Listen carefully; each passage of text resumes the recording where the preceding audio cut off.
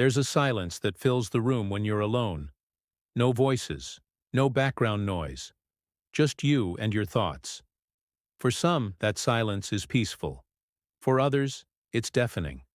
But beyond the emotional response, something deeper is happening inside your brain. What actually happens to your brain when you're alone? This question isn't just about loneliness or solitude. It's about how the absence of social interaction, noise, and external stimuli changes the very structure and function of the mind. And the answer is not as simple as you get sad or you find peace, because your brain is a social organ wired through evolution to thrive in connection with others. But it's also remarkably adaptable when isolated. Let's start with the fundamentals. Your brain evolved in social tribes. For thousands of years, human survival depended not on being the strongest, but on being the most connected.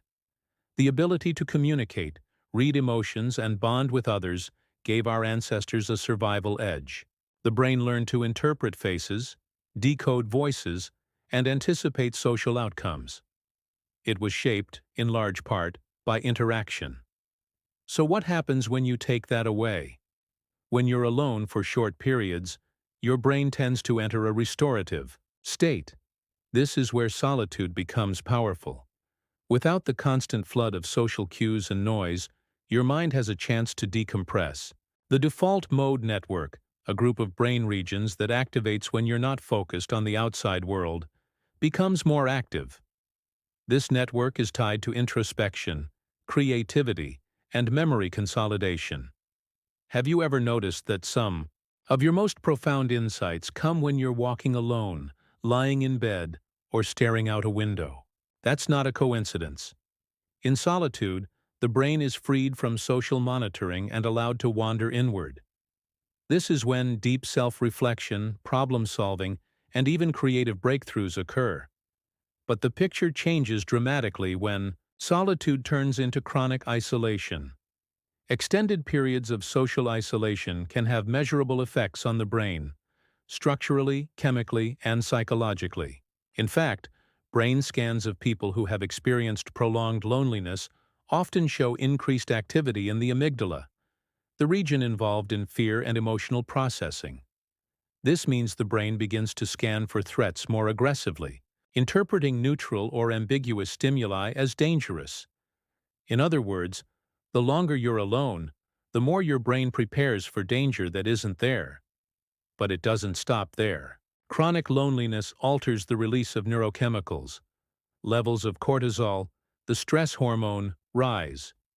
Dopamine signaling, responsible for pleasure and motivation, drops. The balance of serotonin, oxytocin, and even endogenous opioids starts to shift. These aren't just mood changes. They're biochemical ripples that affect cognition, immunity, and physical health. Social isolation has been linked to inflammation, weakened immune response, and even premature death. One major study found that prolonged loneliness is as damaging to health as smoking 15 cigarettes a day. Think about that. Loneliness doesn't just hurt emotionally. It deteriorates you physically. And the scariest part? You don't need to be physically alone to feel isolated. In our hyper-connected world, many people are surrounded by others, at work, at home, online, and yet feel deeply disconnected. This is called perceived social isolation, and it affects the brain just as powerfully as actual isolation. The brain doesn't care if you have 1,000 followers. It wants connection it can feel. But here's where it gets more complex and more hopeful. Not all solitude is bad.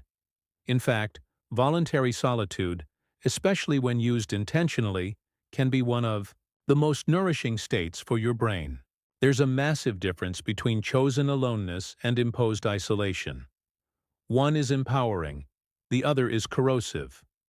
When you choose to be alone, your brain processes that state differently. Instead of triggering stress responses, it engages in emotional regulation. You reflect on past experiences, reframe events, and build internal coherence. You essentially digest your own life.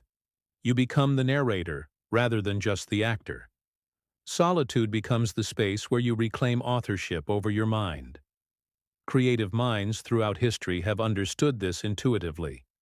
Nikola Tesla, Virginia Woolf, Albert Einstein, and countless others cherished solitude, not because they wanted to escape the world, but because they needed the silence to hear themselves think. In those quiet hours, the brain assembles patterns, makes novel connections, and reintegrates fragmented memories. So how do we strike the right balance? The key is intentional connection, both with others and with yourself. Human beings need social bonds to survive, but also internal depth to thrive. The healthiest minds are not those constantly surrounded by noise or constantly isolated in silence, but those that know when to engage and when to retreat. You can train your brain to tolerate and even enjoy solitude by gradually increasing your time in reflection without distraction. This could mean walks without your phone, journaling before bed, or simply sitting with your thoughts without immediately reaching for stimulation. Over time, your brain becomes more resilient, more creative, and more self-aware. But equally, you must recognize when isolation stops being restorative and starts becoming harmful. If you notice rising anxiety, a sense of detachment, or a persistent sadness during your alone time, these are signals from your nervous system. Your brain is telling you it needs connection. Not superficial interaction, but real, reciprocal, meaningful connection. Ironically, the cure for loneliness isn't just to be around people. It's to be seen, to be heard, to be known. The brain doesn't count heads. It measures emotional resonance. A single deep conversation can be more neurologically nourishing than 100 casual ones. This is why authentic relationships matter so much. And yet there's something else worth mentioning, something not often talked about. Loneliness isn't always a curse. Sometimes it's a message, a signpost, a push from your unconscious that says, come back to yourself. In a world that's always pulling you outward, scrolling, performing, reacting, loneliness can call you inward. It can remind you that there's a home inside you, not just outside. When you feel alone, ask, what part of me am I disconnected from? Because while the brain is wired to connect with others, it's also capable of extraordinary self-repair, self-dialogue, and self-integration. You are not broken because you're alone.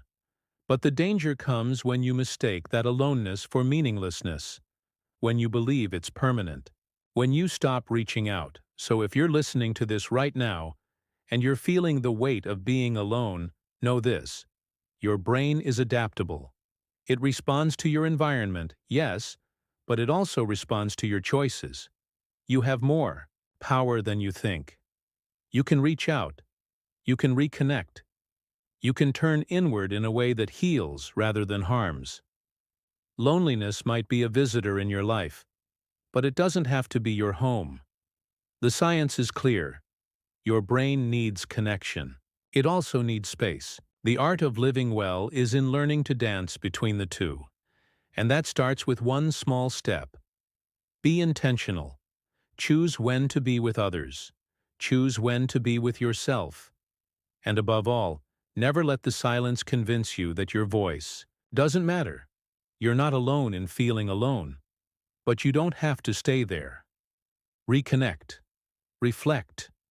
Reach out, and let your brain remember what it was always designed to do: thrive through connection, both inside and out.